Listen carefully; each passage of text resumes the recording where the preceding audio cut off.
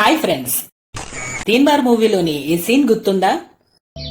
బాధ్యత లేని యవ్వనం, జ్ఞాపకం లేని వృద్ధాప్యం అనవసరం. అలాగే లైకులు లేని వీడియో, సబ్స్క్రైబర్స్ లేని ఛానల్ అనవసరం. కాబట్టి వీలైతే ఒక లైక్, కుదిరితే సబ్స్క్రైబ్. స్టార్ట్ చేద్దామా? నెంబర్ 1, బెచ్చగాడు మూవీలోని హీరో తల్లి కోసం అన్ని వదిలేసి కొన్ని రోజుల పాటు భిక్షాటన చేస్తూ జీవితం కొనసాగిస్తాడు. అలాగే ఇది నిజంగా జరిగిన సంఘటన అని అప్పట్లో చాలానే బజ్ క్రియేట్ అయింది. అయితే ఇదే సంఘటన ఇప్పుడు గుజరాత్ లో రివర్స్ లో జరిగింది. తమ పిల్లల కోసం తల్లిదండ్రులు దాదాపుగా 200 కోట్ల రూపాయలను విరాళంగా ఇచ్చి సన్యాసం స్వీకరించి ఇకపై భిక్షాటనతో జీవితం కొనసాగించాలని నిర్ణయించుకున్నారు. అయితే దీనికి కారణం వారికి ఉన్న ఇద్దరు పిల్లలు కూడా 2022లోనే అన్ని వదిలేసి సన్యాసం తీసుకోవడంతో ఇప్పుడు వీళ్ళు కూడా అదే విధంగా సన్యాసం స్వీకరించారు. నెంబర్ 2, సాధారణంగా ప్రిన్సెస్ లేదా ఒక దేశానికి రాణి అంటే ఎలా ఉంటారో మనం చాలా సార్లు చూసే ఉంటాం. కానీ ఈ ఫోటోలో ఉన్న ఆమె ప్రిన్సెస్ అయినప్పటికీ ఒక సాధారణ మెకానిక్ గా, ట్రక్ డ్రైవర్ గా కూడా పనిచేసింది. అరే ఏంట్రా ఇది? అసలు సంగతి ఏంటి అంటే, వరల్డ్ వార్ 2 స్టార్ట్ అయిన కొత్తలో క్వీన్ ఎలిజబెత్ మరియు వారి పిల్లలతో సహా వేరే ప్రాంతానికి వెళ్లిపోమని అనేక మంది హెచ్చరించారు.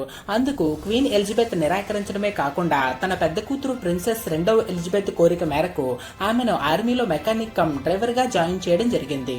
అయితే తాను ప్రిన్సెస్ అయినప్పటికీ అన్ని పనులు ఎంతో తెలివిగా నేర్చుకుని అందరితో కలిసిపోయి పనిచేసేది.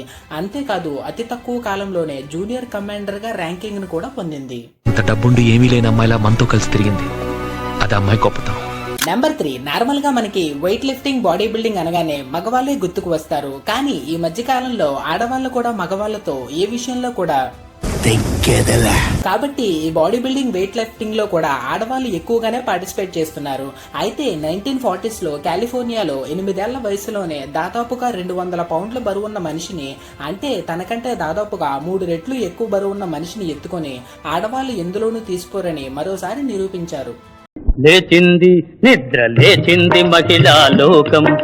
నెంబర్ 4, సాధారణంగా ఎలాంటి ఫోటో చూడగానే మన మైండ్ లో వచ్చే ఆలోచన, కానీ ఇది కేవలం ఆర్థోపెడిక్ ట్రీట్మెంట్ లో భాగం మాత్రమే. అయితే దీనికి కారణం స్కొలియోసిస్. అంటే మనిషి ఎదుగుతున్న సమయంలో తన వెన్నెముక అనేది స్ట్రైట్ గానే ఉంటుంది. కానీ ఈ స్కొలియోసిస్ సిమ్టమ్స్ ఉన్న వారిలో వెన్నెముక అనేది కర్వ్డ్ షేప్ లో ఉంటుంది. ఇలాంటి వారిని ట్రీట్ చేయడానికే 1870s లో లూయిస్ అనే ఒక డాక్టర్ ఈ విధమైన ట్రీట్మెంట్ ని చేసేవారు. కానీ మనం మాత్రం అసలు విషయం తెలుసుకోకుండా ఇలాంటి ఫోటో చూడగానే తప్పుగా మాట్లాడుతున్నారు. వీడియో ఏమాత్రం ఇంట్రెస్టింగ్ గా అనిపించినా జస్ట్ ఒక లైక్ చేయండి చాలు.